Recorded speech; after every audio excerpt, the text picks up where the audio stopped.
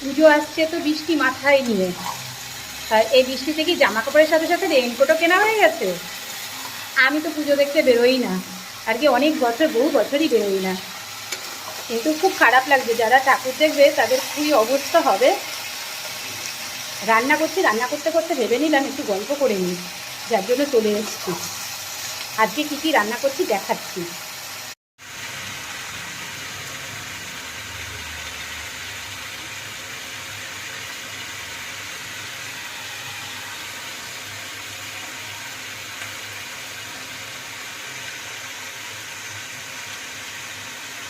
কুমড়ো পাতা দিয়ে পোস্ত দিয়ে বড়া করেছি, আর এখানে চালতার ডাল করেছি, আর এখানে হচ্ছে আলু পোস্ত।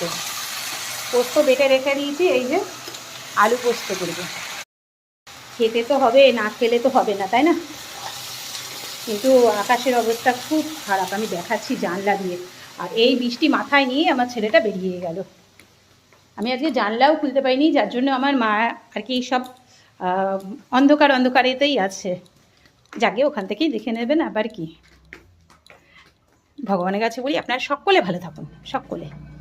এই যে কী অবস্থা হয়ে রয়েছে, সব ধুয়ে দিয়েছি না, এগুলো শুকাবে, যার জন্য। এই যে আকাশের অবস্থা, মেঘ মেঘ হয়ে রয়েছে পুরো, কিন্তু গরম যাচ্ছে না।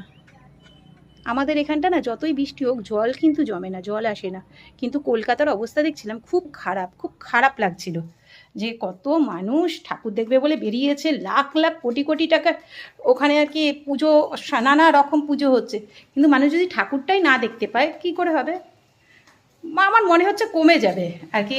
ঠাকুর কখনো এটা বলবে না, ভগবানে কখনো এটা করবে না যে ঠাকুর দেখতে বেরোবে না, এটা কেউ হবে না। আর আমরা বাঙালি, আমরা মনে রাখতে হবে আমরা বাঙালি।